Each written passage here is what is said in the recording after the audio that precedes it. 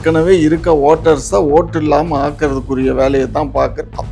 திரு மாப்பிள்ளை சீமான் அவர்கள் சொன்னது 100க்கு 100 உண்மைதான். இப்போ பாஜக இந்த முறை எப்படியாவது தமிழகத்துல கால் ஊன்றினும் அப்படின்றதுக்காகவே இந்த மாதிரியான விஷயங்கள்லாம் கொண்டு வர கண்டிப்பா எவ்வளவோ தில்லாலங்கடி வேலை பார்த்தாங்க. என்ன பார்த்தாங்க? அதிமுகவோட முதுகுல சவாரி செஞ்சு பார்த்தாங்க. அதிமுகவே மக்கள் வந்து தூக்கி போடுறாங்க. அப்படி கண்ணு முன்னாடி பெட்டி மாத்திர காணொளி இருக்குது, அது என்னது? அப்போ அதுக்கு என்ன பதில் சொல்லுவாங்க? இந்த ஹிந்தி இசை அப்படின்னு நம்ம கேட்க வேண்டிய, இவங்க இப்படி இசை மீட்டிக்கிட்டே இருக்க வேண்டியதா? ஹிந்தி விஜய்க்கு முட்டாள் கூட்டம் கூடுறது ஒன்றும் பெரிய அதிசயம் இல்லைங்கிறதா இப்ப நிதர்சனமான உண்மை.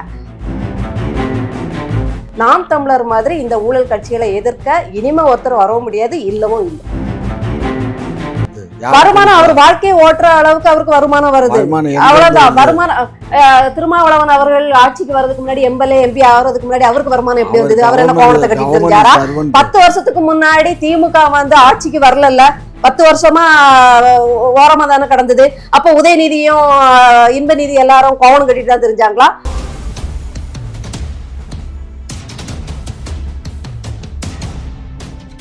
குக்கு செய்தி நேயர்களுக்கு வணக்கம். நான் உங்க தீபிகா. இன்று நிகழ்ச்சியின் சிறப்பு விருந்தினர்கள் திமுகவின் மூத்த முன்னோடி முனைவர் காமாட்சி நாயுடு அவர்கள் மற்றும் நாம் தமிழர் கட்சியின் ஆதரவாளர் குளோரி அவர்கள். இருவருக்கும் வணக்கம். வணக்கம் சார். சீமான் அவர்கள் வந்து பேசியிருக்காரு, இந்த மாதிரி ஆட்சியாளர்கள்லாம் வாக்காளர்களை தேர்வு செய்யக்கூடியதுதான் வந்து எஸ்ஐஆர் அப்படின்னு சொல்லியிருக்காரு. இதுக்கு உங்களோட கருத்து என்ன சார்? அதாவது அவர் என்ன சொல்லியிருக்காங்கன்னா, ஆட்சியாளர்கள்லாம் வாக்காளர்களை தேர்வு செய்யறாங்க இல்லையா, இதுதான் எஸ்ஐஆர் அப்படின்னு கொண்டு வந்திருக்காங்க அப்படின்னு ஒரு குற்றச்சாட்டை பாஜக மீது வச்சிருக்காரு. இதை எப்படி பாக்குறீங்க? அதாவது யார் அவங்களுக்கு ஓட்டு போடணும் அப்படின்றத தேர்வு செய்யற விதமா தான் இது இருக்கு அப்படின்ற மாதிரி சொல்றாரு. இல்லை, அவர் சொல்கிறது வந்து 100க்கு 100 நம்பும்படியாக தான் இருக்குது. ஏன்னா பீகாரில் அந்த மாதிரி தான் பண்ணாங்க. ஸோ அதனால் தமிழ்நாட்டில் வந்து இப்போ எதுக்கு இந்த அவசர கோலம் அள்ளித்தெளின்னு சொல்லிட்டு கடைசி நேரத்தில் வந்து இந்த மாதிரி பண்ணணும்? ஏற்கனவே ஒரு 1 இயருக்கு முன்னாடி ஆரம்பித்து மெதுவாக பண்ணியிருந்தா நல்லா இருந்திருக்கும். இப்போ பண்ணுறதுனால இந்த அதாவது வெரிஃபிகேஷன் சொல்கிறான். வெரிஃபிகேஷன்னாக்க வந்து என்ன பண்ணணும்? வெறும்ன ஃபார்ம் நம்பர் 6 இல்லாதவங்களே இவங்களே கேட்டு கேன்சல் பண்ணிடணும்.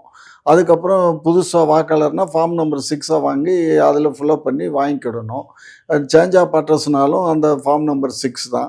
அதை விட்டுவிட்டு இவங்க வந்து இப்போதைக்கு வேறு ஒரு ஃபார்மை கொடுத்து இதில் அவங்க லைஃப் ஹிஸ்ட்ரி ஃபுல்லாக அதில் வாங்கி என்னமோ ஆதார் கார்டு கொடுக்க போகிறது மாதிரி வாங்கி அதில் ஆதார் கார்டு நம்பர் கூட கேட்கல, ஓட்டர் ஐடியை பற்றி தான் கேட்குறான். அதில் நீங்கள் 2002 ஓட்டு போட்டிங்களா, 2005 ஓட்டு போட்டிங்களான்னு கேட்குறான். அதில் அந்த டைமில் வந்து ஓட்டு போட்டிருக்கலாம், போடாமல் இருந்திருக்கலாம், வெவ்வேறு இடங்கள்ல இருந்திருக்கலாம். அப்போ அதெல்லாம் வந்து அவன் மைனூட்டாக கவனித்து ஏதாவது அதை வம்பை இழுத்து அதை கேன்சல் பண்ணுறதுக்கு தான் அதை பண்ணுறான். சரியா? இப்போ 2002 நானே வாக்குரிமையை வந்து புடுங்கிறதுக்காக தான் இந்த ஆமாம். இப்போ 2002 எனக்கு வாக்கு வந்து இதில் வந்து ஜூலைமேட்டில் காமராஜர் 4th ஸ்ட்ரீட்டில் இருந்துச்சு. அப்போ அங்கே நான் ஓட்டு போட்டேன். அந்த ஸ்கூலில் ஒரு கிறிஸ்டின் ஸ்கூலில் ஓட்டு போட்டேன். அதுக்கப்புறம் நான் வந்து எங்கள் சொந்த வீட்டுக்கு இங்கே வந்துட்டோம், யுனைடெட் இந்தியா காலனியில். இங்கே வந்து கோடம்பாக்கம் ஸ்கூலில் பாட்டிமா ஸ்கூலில் ஓட்டு போட்டோம். அதுக்கப்புறம் நான் இங்கே போயிட்டேன், 2005 இங்கே போயிட்டோம். அந்த வீட்டில் 2005க்கு அப்புறம் கண்டினியூவாக அங்கே தான் இருக்கோம். அது இப்போ கிட்டத்தட்ட 4-5 எலெக்ஷனுக்கு அங்கே தான் ஓட்டு போட்டிருக்கோம். அதை ப்ரீவியஸாக கேட்கலாம், இல்லை இன்னும் ப்ரீவியஸாக கேட்கலாம். 2005 2002 கேட்குறான்னா அப்போ இதில் ஏதோ கல்மிஷம் இருக்குல்ல. அது தவிர 2வது வந்து இப்போ விட்டு போனதுன்னா வந்து இப்போ நமக்கு ஃபுல்லாக பண்ணி நாங்கள் கொடுத்துட்டோம். இதெல்லாம் வந்து அவங்க சேர்க்கிறானான்னு பார்க்கணும். அதை பார்த்து அதுக்கப்புறம் அது சேர்க்கலை அப்படின்னு சொன்னால் திரும்ப ஒரு அப்ளிகேஷன் கொடுக்கணும். அதையும் சேர்க்கிறானான்னு பார்க்கணும். அதுலேயும் சேர்க்கலைன்னா திரும்ப அப்ளிகேஷனு, இல்லைன்னா அதோட கோயிந்தான். புரியுதா? கண்டிப்பாக அந்த பிளானுக்கு தான் இதை பண்ணுறான். ஏற்கனவே இருக்க ஓட்டர்ஸை ஓட்டு இல்லாமல் ஆக்கிறதுக்குரிய வேலையை தான் பார்க்குறான். திரு மாப்பிள்ளை சீமான் அவர்கள் சொன்னது 100க்கு 100 உண்மைதான். இதைத்தான் நாங்களும் சொல்லணும். டைம் இருந்ததுன்னா பரவாயில்ல, இது சிஸ்டம் நல்ல சிஸ்டம். ஆனால் டைம் கொடுக்காம பண்ணிட்டு இருக்கியே, யாருக்கு என்ன தெரியும்? நீ கேன்சல் பண்ணிட்டு நீ பாட்டுக்கு ஒரு லிஸ்ட்டை தயார் பண்ணி வெளியில் அனுப்பிச்சேன்னா யார் என்ன பார்க்க முடியும்? பார்க்க முடியாது இல்லை. ஏற்கனவே ஒரு நேம் ட்ரான்ஸ்ஃபர் கொடுத்து கிட்டத்தட்ட 20-30 வருஷமாக பண்ணாமல் இருக்கான். இப்போ திடீர்னு இப்போ இந்த மாதிரி ஒரு ஃபார்ம் நம்பர் 6ல் புதுசாக எழுதி கொடுத்தா எங்கே சேர்க்க போகிறான்? இதெல்லாம் அதாவது தேர்தல் ஆணையத்தை வந்து அவங்க கண்ட்ரோலில் வச்சுக்கிட்டு தமிழ்நாடு முழுவதும் இல்லை, இந்தியா முழுமைக்கும் வந்து பாரதிய ஜனதா ஆளணுங்கிற ஒரு நப்பாசையில் இந்த மாதிரி வேலையெல்லாம் பண்ணுது. அது மிகப்பெரிய தவறு. சீமான் சொன்னது 100க்கு 100 உண்மைதான். மேம், நீங்களும் இந்த எஸ்ஐஆர் பணியை வந்து எப்படி பார்க்குறீங்க நீங்கள்? ரொம்ப கொடுமையாக தான் பார்க்குறோம். அப்படியே ஐயா சொல்கிற மாதிரி தான். இவங்க வந்து ஒரு குறிப்பிட்ட லட்சக்கணக்கான வாக்காளர்களை வந்து அதாவது டெலீட் பண்ணி, அதாவது வாக்காளர் பட்டியலேருந்து நீக்கிட்டு புதிதாக பீகார்லேருந்து இங்கே குடியமர்த்தப்பட்டிருக்கிற வாக்காளர்களை சேர்க்கக்கூடிய ஒரு முயற்சியில தான் அவங்க அதி தீவிரமா இறங்கியிருக்காங்க. இல்ல, இதுல வந்து பாஜக என்ன சொல்றாங்கன்னா, இதுல நாங்க வந்து ஆட்கள் யாரும் நீக்கல, ஆல்ரெடி வந்து ஓட்டர்ஸ் இருக்காங்க இல்லையா, அதுல வந்து யாரெல்லாம் வந்து இருக்காங்க இல்ல, ஸோ அந்த மாதிரியான விஷயங்கள் தான் நாங்கள் பண்ணுறோம் அப்படின்ற மாதிரி அவங்க. அதை எப்போ பண்ணியிருக்கணும்? 10 ஆண்டு காலம் மோடி அவர்கள் ஆண்டு முடிச்சிட்டாங்க. இப்போ அடுத்த 2வது ஆண்டுகள் நடந்துகிட்டு இருக்கு, 12வது ஆண்டு. நீங்கள் இதை செய்யணும்னா தமிழ்நாட்டுக்கு தேர்தல் வர்றதுக்கும் 2 வருடங்களுக்கு முன்னதாகவே நிதானமாக நிறுத்தி நேரம் பார்த்து கொடுத்துருக்கலாமே. நீங்கள் அவசரமாக செய்யும்போது, அதாவது விடிஞ்சா கல்யாணம் பிடிடா வெத்தலை பாக்குன்னு ஒருத்தன் கொடுத்தானா கல்யாண அழைப்பு, அது மாதிரி இருக்கு. நாளைக்கு கல்யாணம் நீங்க வந்துருங்கன்னு வெத்தலை பாக்கு கொடுத்தா எப்படி இருக்கும்? அது மாதிரி 3 மாசத்துல தேர்தல், நீ எல்லாத்தையும் கொடு அப்படின்னா வந்துருங்க, கண்டிப்பா ஓட்டு போட வந்துருங்கன்னா இது நடக்கக்கூடிய காரியமே கிடையாது. பாஜக இந்த முறை எப்படியாவது தமிழகத்துல கால் ஊன்றினும் அப்படின்றதுக்காகவே இந்த மாதிரியான விஷயங்கள்லாம் கொண்டு வர. கண்டிப்பா எவ்வளவோ தில்லாலங்கடி வேலை பார்த்தாங்க. என்ன பார்த்தாங்க? அதிமுகவோட முதுகுல சவாரி செஞ்சு பார்த்தாங்க. அதிமுகவே மக்கள் வந்து தூக்கி போடுறாங்க. அடுத்தது இப்போ மத பிரச்சாரம் பண்ணலாமான்னு பார்த்தாங்க. அது வந்து தமிழ்நாட்டில் வந்து அந்த அளவுக்கு அவங்க எதிர்பார்த்த அளவுக்கு ஒப்பேறலை. அடுத்தது வந்து அண்ணன் சீமான் அவர்களை அவங்க வலைக்குள்ள வீழ்த்தி அவரை முதல்வர் கனவை கொடுத்து ஒரு ஆசையை காட்டி அப்படி உள்ள பூந்துடலாமான்னு பார்த்தாங்க. அண்ணன் சீமான் அதுக்கு இப்படி கொடுப்பாரா? பாஜக சீமான் அவர்கள் கூடயும் வந்து பேச்சுவார்த்தை நடத்தினாங்க. கண்டிப்பா அந்த பேரம் போயிட்டே தான் இருக்கும். அது வந்து அந்த பாஜக கால் ஊன்ற வரைக்கும் யாரை கொக்கி போடலான்னு தான் இழுத்துக்கிட்டு இருக்கோம். அதில் மாட்டாம தப்புறவங்க புண்ணியவான் அப்படின்னு சொல்லிக்கலாம். அதனால அப்படியெல்லாம் அது ஒரு மறைமுக இதுகள் பண்ணிக்கிட்டு இருந்தது. அண்ணன் அதுக்கு உடன்படவே போறதில்ல. எப்படி வந்து திமுக அதிமுகவை ஒரு திராஸ்ல வைக்கிறாரோ அதுக்கு சமமான திராஸ்ல தான் இந்த தேசிய கட்சிகளையும் அவர் வைக்கிறாரு. அதனால அவர் ஒருபோதும் அதை செய்ய மாட்டாரு. அப்போ அடுத்த அஸ்திரத்தை எடுக்கிறாங்க. நம்ம போடுற எல்லா அஸ்திரமும் வீணாகுது அப்படிங்கும்போது கடைசியா தேர்தல் ஆணையத்தை அவங்க வந்து அம்பா எய்து பாக்குறாங்க. ஆமா, எய்தது பாஜக, அம்பு வந்து இப்ப நம்மளை தச்சிக்கிட்டு இருக்கு அப்படின்னு சொல்லலாம். இப்போ அதாவது சீமான் அவர்கள் சொல்லியிருந்தாரு, பாஜக வந்து இஸ்லாமியர்களோட ஓட்டை திருடுறாங்க அப்படின்னு சொல்லியிருந்தாரு. அதுக்கு தமிழிசை வந்து என்ன சொல்றாங்க அப்படின்னா, நாங்க இஸ்லாமியர்கள் ஓட்டெல்லாம் திருடல, அதிகமா இஸ்லாமியர் வாழக்கூடிய பகுதியிலேயே நாங்க வெற்றி பெற்றிருக்கோம் அப்படின்னு பதிலடி கொடுத்துருக்காங்க. நீங்க இதை எப்படி பாக்குறீங்க? இல்ல, அண்ணன் வந்து கரெக்டா தான் சொல்றாங்க. எப்படின்னு பாத்தீங்கன்னா, எப்படி ஒக்கி புயல் நேரத்துல அதிமுக வந்து மீனவர்களுடைய வாக்குகள் 30,000 நீக்குனாங்களோ சூழ்ச்சி பண்ணி, அதே மாதிரி தான். ஏன்னா வாக்கு அப்போ வந்து மீனவ மக்களை அவங்க காப்பாத்தல, அந்த விரக்தியில இருந்தாங்க, எந்த நடவடிக்கையும் எடுக்கல, எந்த பாதுகாப்பு முறைகளையும் கையாளல அப்படிங்கிற ஒரு விரக்தியில ஒரு அந்த மீனவ பகுதி மக்களே என்ன செஞ்சாங்கன்னா தேர்தலுக்கு இவங்களுக்கு ஓட்டளிக்க கூடாதுங்கிற மனோபாவத்துல வந்துட்டாங்கன்னு தெரியவும் நீக்குனாங்க. அதே மாதிரி பீகார்லயுமே முஸ்லிம், அதாவது சிறுபான்மைன்னு அவங்க கணிக்கக்கூடிய அந்த இனத்தவரை என்ன செஞ்சிருக்காங்கன்னா பட்டியலிருந்து அதிகம் வெளியேற்றிருக்காங்க. அவங்க ஜெயிச்சிட்டாங்க அப்படிங்கிறதுக்காக அவங்க செஞ்ச தப்பெல்லாம் வந்து இல்லைன்னு ஆயிராது. ஓட்டு பெட்டிகள் மாற்றப்பட்டிருக்கின்றன, அந்த காணொளி இருக்குது. இன்னைக்கும் பீகார்ல வந்து அதுக்கான புரட்சிகள் போயிட்டு தான் இருக்கு, போராட்டங்கள் போயிட்டு தான் இருக்குது. அப்படி கண்ணு முன்னாடி பெட்டி மாத்திர காணொளி இருக்குது. அது என்னது? அப்போ அதுக்கு என்ன பதில் சொல்லுவாங்க? இந்த ஹிந்தி இசை அப்படின்னு நம்ம கேட்க வேண்டிய, இவங்க இப்படி இசை மீட்டிக்கிட்டே இருக்க வேண்டியதா ஹிந்திக்கு? அது எல்லாமே ஃபேக்கான வீடியோக்கள், அது எங்களுக்கு எதிராக வந்து நிரூபிக்கணும். கோர்ட்ல போய் ஒருத்தர் போடும்போது அவங்க நிரூபிச்சுதான் ஆகணும், நிரூபிக்கட்டும், அவ்வளவுதான். அதனால இவங்க எல்லா தில்லாலங்கடி வேலையும் பண்ணுவாங்க. தமிழிசை அவர்கள் வந்து தமிழ்நாட்டில் இசை மீட்ட வேண்டியவங்க பாஜகவின் பிடிக்குள்ள இருக்கனால அவங்க ஹிந்தி இசை தான் மீட்டிகிட்டு இருப்பாங்க, நீட்டி முழக்குவாங்க. நாம அப்பப்போ அவங்களுக்கு வந்து மூக்கொடைப்பு கொடுத்துட்டே இருக்க வேண்டியதுதான். சார், சீமான் அவர்களுடைய ஆதரவாளரான துரைமுருகன் அவர்கள் வந்து என்ன சொல்றாருன்னா, திமுகவை எதிர்க்கக்கூடிய கட்சினா அது நாம் தமிழர் கட்சி தான். அந்த நாம் தமிழர் கட்சிக்கு தான் அந்த தைரியமும் திராணியும் இருக்கு அப்படின்ற மாதிரி வந்து சொல்றாரு. ஒரு புறம் விஜய் வந்து டிவிகே வெர்சஸ் டிஎம்கே அப்படின்னும் சொல்றாரு. இது இது நீங்க எப்படி சார் பாக்குறீங்க?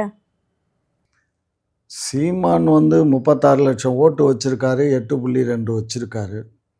ஆனால் தம்பி விஜய்கிட்ட வந்து அதை இன்னும் ப்ரூவ் பண்ணலை. ஆனால் அதே சமயத்தில் அவர்கிட்ட வந்து லட்சக்கணக்கான தொண்டர்கள் இருக்காங்க. ஸோ அந்த தொண்டர்கள்லாம் ஓட்டாக மாறும்போது திமுகவுக்கு அவங்க தான் எதிரியாக இருக்க முடியுமே தவிர சீமான் அவர்கள் வந்து திமுகவுக்கு எதிரியாக இருக்க முடியாது. அதுதான் என்னுடைய கருத்து. இல்லை, என்றைக்குமே திமுகவுக்கு எதிரி வந்து நாம் தமிழர் தான். அவங்க போட்டியாளராக இருக்கலாம், வேணா அதிக தொண்டர்கள் வச்சிருக்கனாலேயோ முட்டாள் கூட்டம் அதிகமாக இருக்கனாலேயோ விஜய் அவர்கள் வந்து அதிக ஓட்டுகள் வேணா வாங்கலாமா இருக்கலாமே ஒழிய எதிரி வந்து விஜய் அவர்களுக்கு கிடையாது. எதிராக நிற்கலாம் வேண்டாம், எதிரி வேற எதிராக நிற்கிறது வேற. எதிரினா போர்க்களத்தில் உச்சக்கட்ட மோதல் எப்போவுமே இருந்துகிட்டு இருக்கோம். எப்போவுமே இவங்களுக்குள்ள பனி போகிறோம் இல்லை உச்சக்கட்ட போகிறோம் இருந்துகிட்டு இருக்கோங்கிறது. அந்த எதிரி அப்படின்னா திமுகவின் உண்மையான எதிரினா அவங்க கட்சியிலேருந்து தானே சொல்லியிருக்காங்க. திமுகவோட மூத்த அமைச்சர் தானே சொல்லியிருக்காரு துரைமுருகன். யாரு சொன்னது? யாரு? உங்க கட்சி சாட்டை துரைமுருகன் அவங்களா? நான் வந்து அவரு திமுகலேருந்தே சொல்லிட்டாங்களோன்னு நினைச்சு ரொம்ப ஆச்சரியம். இல்ல, அவரு தான் சொல்லியிருந்தாரு இந்த மாதிரி விஜய் வந்து டிவிகே வெர்சஸ் டிஎம்கே அப்படின்னு சொல்லிட்டு இருக்காரு. அதெல்லாம் வந்து ஒரு கட்சியே கிடையாது. நாங்க வந்து சரியா திமுகவை எதிர்க்கக்கூடிய கட்சி அப்படின்னு பார்த்தா அது நாம் தமிழர் கட்சி தான். அதற்கான தைரியம் தெம்பு எல்லாமே நாம் தமிழர் கட்சிக்கு. இந்திய வரலாற்றிலேயே மதவெறி பாசக சார்பாக மோடி வந்து அரசாளுவதும் மாநில அளவில், மற்ற மாநிலங்கள் எனக்கு ரொம்ப தெரியாது, என் மாநிலத்தில் தமிழ் மாநிலத்தில் ஊழல் பெருச்சாளிகளும் திருட்டு அதிமுக திமுகவும் மாற்றி மாற்றி அரியணை ஏறுவதும் சகஜமாக இருக்கும்போது அப்போ மக்கள் பெருங்கூட்டம் தவறானவர்கள் பக்கத்துல நிக்கிறாங்கிறது நமக்கு அப்பட்டமா தெரியுது. நிற்கும் போது இப்போ முட்டாள் கூட்டமும் நிறைய வந்திருக்கனால விஜய் தரப்பு ஆட்களுக்கு வேணா அது உற்சாகமா இருக்கலாம்.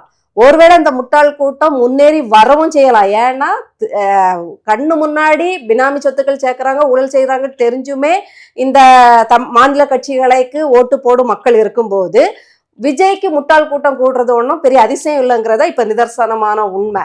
ஆனா எதிரி கட்சினா சாட்டை துரைமுருகன் அவர்கள் சொல்ற மாதிரி திமுகவுக்கு எதிரி அது நாம் தமிழர் தான். ஒருபோதும் நாம் தமிழர் மாதிரி இந்த ஊழல் கட்சிகளை எதிர்க்க இனிமே ஒருத்தர் வரவும் முடியாது, இல்லவும் இல்லை. இப்போ துரைமுருகன் இன்னொன்னு சொல்லியிருந்தேன், நீ எதுக்கு வர அப்படின்னு மறுபடியுமே வந்து அவரு கேட்கிறாரு. நீ எதுக்கு ஏதாவது ஒரு அந்த தாவேகா தொண்டர்கள் இதுக்கு தான் விஜய் வராங்கன்னு சொல்லுங்க பார்க்கலாம் அப்படின்ற ஒரு கேள்வியை வந்து முன் வச்சிருந்தாங்க. அதே கேள்வியை வந்து அதாவது நாம் தமிழர் கட்சி மீதும் இருக்கு இல்லையா, நீங்க மட்டும் வந்து என்ன பண்ண போறீங்க அப்படின்ற ஒரு கேள்வி. நாங்க என்ன பண்ண போறோங்கிறத 13 வருஷமா சரியா பாக்குறவங்களுக்கு புரியும். அதனாலதான் அந்த 36 பேர் சரியா பார்த்து கணிச்சு அந்த ஓட்டை போட்டிருக்காங்க. அவருடைய ஒவ்வொரு செயல்பாடுகளையும் உன்னிப்பா கவனிச்சு நாங்கள் எங்களுடைய நாம் தமிழர் கட்சி இணையதளத்துல போய் பார்த்தீங்கன்னா அத்தனை வருடங்கள் செஞ்ச ஆர்ப்பாட்டங்கள், கண்டன போராட்டங்கள், மாநாடுகள், ஒவ்வொரு முயற்சிகள் எல்லாமே மக்கள் சார்ந்த பிரச்சனைகளுக்காக. கட்சி நிகழ்வுங்கிறது கொஞ்சம் குறைச்சலா இருக்கும். ஆனா நாம பெரும்பாலும் எடுத்த முன்னெடுப்புகள் எல்லாமே மக்கள் சார்ந்து தமிழ்நாடு நலனை சார்ந்த விஷயங்கள் தான். இதை பார்க்க தவறினவங்க தான் இந்த திருப்பி இப்படி ஒரு கேள்வி கேட்பாங்க. விஜய் எதுக்கு வரணுங்கிறத கண்டிப்பா நாம் தமிழர் கட்சி கேட்காம வேற எதுவும் கேட்காது. ஏன்னா இல்ல, ஒருத்தர் அரசியல் கட்சி ஆரம்பிக்கிறாரு, அவர் மக்களுக்காக நல்லது செய்யணும்னு சொல்லி அவர் நல்லது செய்யணும்னு வரல. அதாவது அதை புரிஞ்சுக்கிட்டதுனால தான் சொல்றோம். ஏன்னா கோடிக்கணக்காக சம்பாதிக்கும் போதே மக்கள் நலனை யோசிக்காதவர், ஒரு 50 கிட்டத்தட்ட ஒரு 20 வயசுல இருந்து அவர் நடிக்க ஆரம்பிச்சிருப்பாருன்னு வைங்களேன். 32 வருஷமோ இல்ல 30 வருஷத்துக்கு மேல நடிக்கிற ஒரு மனுஷன் கோடிக்கணக்கில் சம்பாதிக்கும் போதே மக்கள் நலன் சார்ந்து எந்த உதவியும் செய்யாதவர், மக்கள் நலன் சார்ந்து எந்த அறிக்கையும் விடாதவர், ஏதோ சும்மா ஒப்புக்கு சப்பானியா எல்லா நடிகரோட போய் நின்று மைக்க பிடிச்சு பேசியிருப்பாரு. அதெல்லாம் கிடையாது. அது எல்லாம் சத்யராஜ் பேசியிருப்பாரு, இன்னும் சிவகுமார் அவர்கள் பேசியிருப்பாங்க. அதெல்லாம் கிடையாது. அடுத்தது தலைவா படத்துக்கு அப்புறமா அரசியல் எண்ணம் கொஞ்சம் ஆசை வந்த பிறகு ஒவ்வொரு புயலுக்கும் கொடுத்த நிவாரணத்தை எல்லாம் தூக்கிட்டு வரக்கூடாது. இயல்புன்னு ஒண்ணு இருக்கு. இருந்தாலுமே அதை செய்ய, அதாவது அவர் செஞ்சிருக்காரு இல்லையா, அதையும் தாண்டி நிறைய பேர் செஞ்சிருக்காங்க. அதையும் தாண்டி நிறைய பேர் செஞ்சதை பார்த்து நீ என்ன செஞ்சேன்னு கேட்ட பிறகுதான் இந்த ஆள் வந்து அவர் சைட்ல இருந்து இது பண்றாரு. இன்னைக்கும் அவர் கட்சி ஆரம்பிச்ச பிறகு அவருடைய சொந்த காசுல இருந்து எதுவுமே போடல. ஃபைனான்ஸ் மேனேஜரா ஆதவ் அர்ஜுனா இருக்காரு. அத்தனை மாநாட்டுக்கும் 10க்கும் மேற்பட்ட கார்ப்பரேட் கம்பெனிகள் தான் அவருக்கு வந்து நிதி உதவி பண்ணுது. இப்படி தன்னோடதான் சேஃபா அவர் வச்சிருக்காரு. செலவழிக்கிறது, விரயமாக்குறது, இதுக்கடையில பொது சொத்தை எல்லாம் சேதப்படுத்தி போறாங்க. ஆதாரம் இல்லாம நம்ம இதன் மூலியமா தான் விஜய் அவர்கள் வந்து செலவு பண்றாரு. வங்கி கணக்க பார்த்தா தெரியாதா? அவரு அரசியலுக்கு வந்த பிறகு அவருடைய வங்கி கணக்குல இருந்து எவ்வளவு செலவாயிருக்குன்னு பார்த்தாலே தெரிஞ்சிட போகுது. அவரை வேணா ஓப்பனா போட சொல்லுங்க பார்ப்போம். அதெல்லாம் கிடையாதுங்க. அந்தந்த இன்னொன்னு மாவட்ட செயலாளர்கள் அந்தந்த பகுதி மக்கள் பிரிச்சு அப்படி இப்படி செய்யறாங்க. அவருடைய இன்டென்ஷன், அதாவது நோக்கம் சரியில்லைங்கிறத கண்டுபிடிச்சுதான் நம்ம எதிர்க்கிறோம். அவர் வரும்போது நல்ல நோக்கத்தை வாராரு அப்படிங்கிற மாதிரி தான் எல்லாருமே எக்ஸ்பெக்ட் பண்ணோம். அவருடைய செயல்பாடுகள் எதை பிரதிபலிச்சதுன்னா, அவர் நல்ல நோக்கத்துல வரல, ஒரு பதவி ஆசையிலையும் நாம வந்து இந்த ரசிக பட்டாளத்தை வச்சு இந்த நாற்காலியும் பிடிச்சிடலாம் அப்படிங்கிற ஒரு ஆசையிலும் 200 கோடியை விட்டுட்டு வர்றாருன்னா 2000 கோடி நம்ம சம்பாதிக்கலாங்கிற ஆசையில தான் வர்றாரு. ஏன்னா தொண்டர்களை நல்வழிப்படுத்தல. இன்னைக்கு வரைக்கும் தொண்டர்களுக்காக ஏதாவது ஒரு கட்டுக்கோப்பான விதிமுறைகள் அவர் விதிச்சு நீங்க பாத்திருக்கீங்களா? அவர் நல்லவருனா இத்தனை பொது சேதம் அவருடைய ரசிகர்கள் தானே பண்ணாங்க. அதுக்கான இந்தாப்பா இதுக்கு எவ்வளவுன்னு அரசாங்கம் சொல்லுங்க, நான் நிவர்த்தி பண்றேன்னு கொடுத்துருக்கணுமா வேண்டாமா? அப்போ நீ நேர்மையானன். அதே மாதிரி வந்து அவர் ஒரு பள்ளிக்கூடம் நடத்துறாரு. அது வந்து பணக்கார பள்ளிக்கூடம், எந்த ஏழைகளுக்கும் அங்க வந்து இடமே கிடையாது. அந்த பள்ளிக்கூடம் எதுல கட்டியிருக்காரு? வயல்வெளிய விலைக்கு வாங்கி கட்டியிருக்காரு. ஆனா கத்தி படத்துல எப்படி கத்துறாரு? கார்ப்பரேட் நிறுவனங்கள் எங்க விவசாய நிலங்களை அழிச்சு இங்க பண்ண விட மாட்டேங்கிற மாதிரி பண்றாரு. ஆனா அவருடைய பள்ளிக்கூடம் எங்க நடக்குது? விவசாய நிலங்களை. பொதுவாவே இப்ப இருக்க கால சூழல்ல விவசாய நிலத்துலதான் வீடே கட்ட ஆரம்பிச்சிருக்காங்க. விவசாயம் என்ன சொல்றேன்னா, யாரோ ஒருத்தர் பண்றதை பத்தி பேச்சு இல்ல. களத்துல வந்து நான் நல்லது செய்ய வாரேன், நான் நேர்மையாளன்னு சொல்றவங்களை பத்தி தான் பேச்சு. புரியுது இல்லையா? யாரோ ஒருத்தன் திருடுறான், நீ திருடுறாத. யாரோ ஒருத்தன் திருடுறான், தலைவனா இருக்க நீ செய்யாத. உனக்கு அதிகாரிகள்லாம் திருடுறாங்க, அப்ப தலைவன் என்ன பண்ணுவான்? அது பேச்சு இல்ல. அதிகாரிகள் திருடாம பாத்துக்கிறது தான் தலைவனோட வேலை. அதிகாரியெல்லாம் 10,000 20,000 செய்யறோம், அப்ப நம்ம வந்து 2 கோடி திருடுவோம் தலைவன் நினைச்சாம்னா அது ஊழல் பெருச்சாளியின் கூட்டமா தான் மாறும். அதனால நல்லது செய்யற வரோன்னு சொல்லனால நம்ம விமர்சனம் வைக்கிறோம். அவருடைய செயல்பாடுகளோ அவருடைய குணாதிசயமோ அதை வெளிக்காட்டலையே பிறகு எப்படி நம்புறதுன்னு கேட்குறோம். அவ்வளவுதான். வேற இன்னொன்னு, அந்த தறிக்கட்ட கூட்டத்தை பார்க்கும் போதே நமக்கு பயம் வந்துருது. இந்த கூட்டத்தை விட்ட இப்படி போச்சுன்னா ஏற்கனவே திமுக ஆட்சிக்கு வந்தாலே பிரியாணி கடைக்காரனா தொண்டன் அடிப்பான், பிரியாணி தரலன்னு. அதே மாதிரி கேக்கு கடையில போய் ஓசியில கேக்கு கேட்டு அடிப்பான், டீ கடையில போய் அடிப்பான். இது திமுகவோட வரலாறு. ஆனா இவன் வரதுக்கு முன்னாடியே அடுத்தவன் வீட்டை உடைக்கிறான். அப்ப வந்தா இது 5 மடங்கு திமுகவோட ஒரு மோசமான கட்சியா இருக்குங்கிறது அதுல பிரதிபலிக்குது. அதனால எதிர்க்கிறோம். நடவடிக்கையை பார்த்துட்டு தான் விமர்சனம் பண்றோமே தவிர பொதுவாலாம் விமர்சிக்கல. சார், விஜய் அவர்கள் வந்து முழுக்க முழுக்க சுயநலத்திற்காகவே அரசியலுக்கு வந்திருக்கிறதா வந்து இவங்க சொல்றாங்க. இதை எப்படி பாக்குறீங்க நீங்க? பொதுவாகவே பொது வாழ்க்கையில் வந்து சுயநலம் கலந்து தான் இருக்கும். சுயநலம் இல்லாமல் பொதுநலம் இருக்காது. இவர் சீமானுக்கு மட்டும் என்ன பொதுநலம் மட்டும்தான் இருக்கா, சுயநலம் இல்லையா? சுயநலம்னு ஒண்ணு இருந்தா அவர் இன்னைக்கு கூட்டணி போயிருப்பாரு, இல்ல பாஜகவிட்ட அடைக்கலமா இருப்பாரு, இல்ல தன்னை மட்டும் பாத்துக்கலாம், தனக்கு ஒரு அமைச்சர் பதவியோ. ஏங்க எத்தனை கட்சி வந்தாலும் ஓட்டு பிரிஞ்சாதாங்க அவங்க ஜெயிக்க முடியும். இந்த அடிப்படை கூறு கூட புரியலைன்னா ஒன்னும் பண்ண முடியாது. யாருக்கு ஓட்டை பிரிக்க வந்தாரு? ஒரு கூட்டம் சொல்லுது பிஜேபி ஓட்டை பிரிக்க வந்தாருன்னு, இப்போ ஒரு கூட்டம் சொல்லுது திமுக ஓட்டை பிரிக்க வந்தாரு. உட்கார்ந்து யோசிச்சு ஒரு முடிவா சொல்லுங்க, யாருக்கு ஓட்டை தான் பிரிக்க வந்தாரு? 4 கட்சிகள்ல ஓட்டு பிரிஞ்சாதான் நாம் தமிழர் கட்சி ஜெயிக்க முடியும். ஓட்டு பிரிஞ்சாதாங்க ஒருத்தர் ஜெயிக்க முடியும். அதிமுக திமுக இருந்து வெளியில வரும்போது திமுகவோட ஓட்டு பிரிஞ்சாதான் அதிமுக ஜெயிக்க முடியும். இதை வந்து செட் பண்றாங்க அப்படின்னா, இப்போ திமுகவுடைய எதிர்ப்பு வாக்குகள் வந்து அதிமுகவிற்கு போக கூடாது அப்படின்றதுக்காக நாம் தமிழர் அப்படின்ற ஒரு கட்சி உருவாக்கப்பட்டதா வந்து சொல்றாங்க. அப்படியெல்லாம் கிடையவே கிடையாது. ஜெயில திமுகவும் அதிமுகவும் பேசுனதுக்காகவே ஜெயில தூக்கி போட்ட வன்மத்திலையும் அந்த இனப்படுகொலை வந்து ஒரு தாக்கத்தை ஏற்படுத்தியதுனாலையும் விளைந்ததுதான் இந்த கட்சி. அது வரைக்கும் அமைப்பா தான் இருந்தது.